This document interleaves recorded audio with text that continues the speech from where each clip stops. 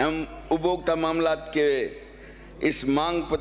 पर बोलने का अवसर प्रदान किया, इसके लिए आपको बहुत बहुत धन्यवाद। माननीय सभापति महोदय, हमारे अंत्योदय के प्रणेता पंडित दीनदयाल उपाध्याय जी का एकात्मवाद का सिद्धांत, जो सहकार की भावना का प्रादुर्भाव रहा है, और उन्होंने भी दत्तोपंत ठेंगड़ी जी ने भी कहा है, एक सबके लिए सब एक के लिए। सहकार की भावना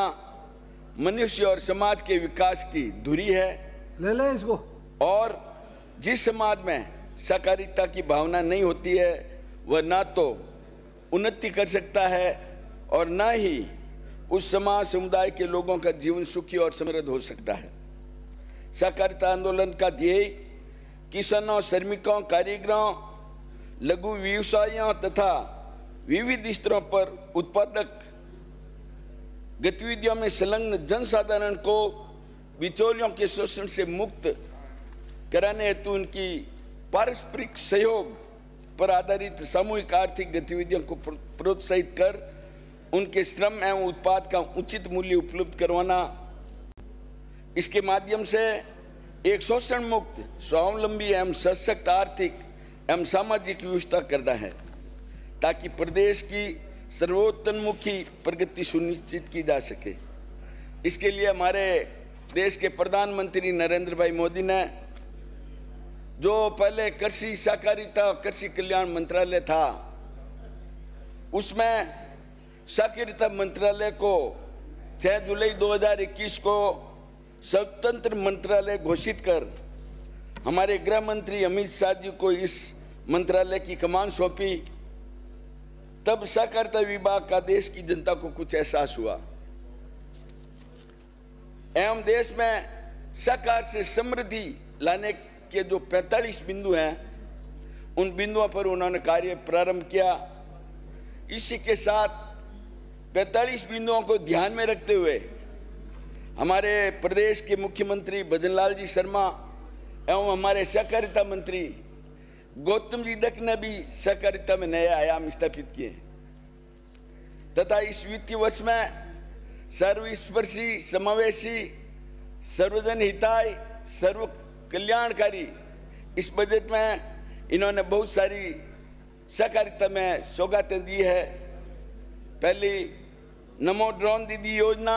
एवं कस्टम हायरिंग सेंटर, इन पर कृषि यंत्रों की उपलब्धता और ड्रोन के माध्यम से आगामी वर्ष 1 लाख हेक्टेयर में nano urea, nano DAP, nano IFFCO का छिड़काव करने पर 2500 रुपये प्रति हेक्टेयर अनुदान देने की घोषणा की, जो एक स्वागत योग्य कदम है। साथ के साथ भूमिहीन कृषि श्रमिकों को और उनकी कार्यकुशलता बढ़ाने हेतु 1 लाख भूमिहीन कृषि श्रमिकों को 5000 लागत तक के कृषि यंत्र एवं उपकरण उपलब्ध करवाने की भी घोषणा की। प्रधानमंत्री जी ने किसानों को संबल प्रदान करने के लिए उनकी केसीसी सीमा 3 लाख से बढ़ाकर 5 लाख तक की करने की घोषणा का हम स्वागत करते हैं। इसी तर्ज पर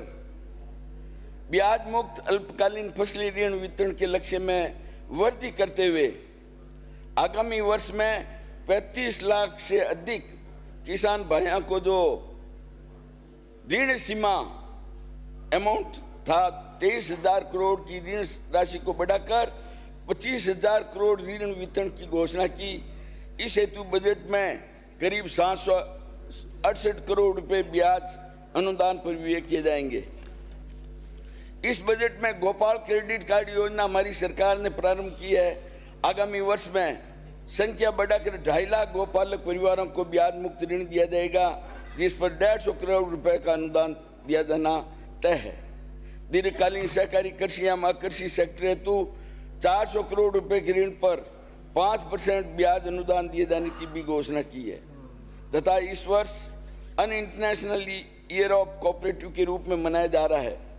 इसमें किसानों को संबल देने हेतु जीएसएस की भूमिका को दृष्टिगत आगामी 2 वर्षों में शेष जो हमारे ग्राम पंचायत बनेंगे और है जो बच गए हैं 2500 ग्राम पंचायत मुख्यालयों पर जीएसएस स्थापित करने की घोषणा की है तथा इनके स्थापित करने के मापदंडों में भी आपने परिवर्तन किया है। पहले 500 सदस्य थे, अब 150 सदस्य पर पहले 5 लाख रुपए जमा करवाने होते थे, अब 1.5 लाख रुपए जमा करवाने पर वो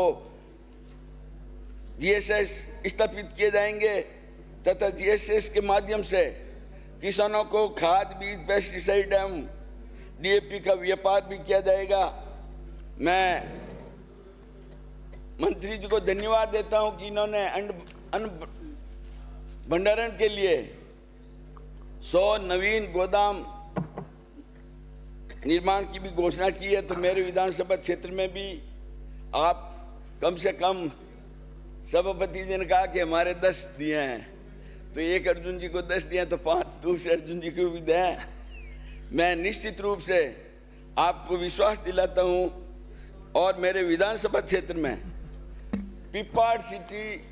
जो क्रय विक्रय सहकारी समिति है और वहां पे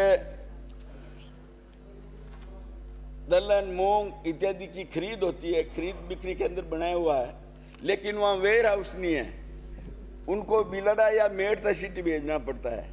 तो मेरा आपसे आग्रह है कि पिपाड़ सिटी क्रय विक्रय सहकारी समिति में गोदाम 1000 मैट्रिक टन वाला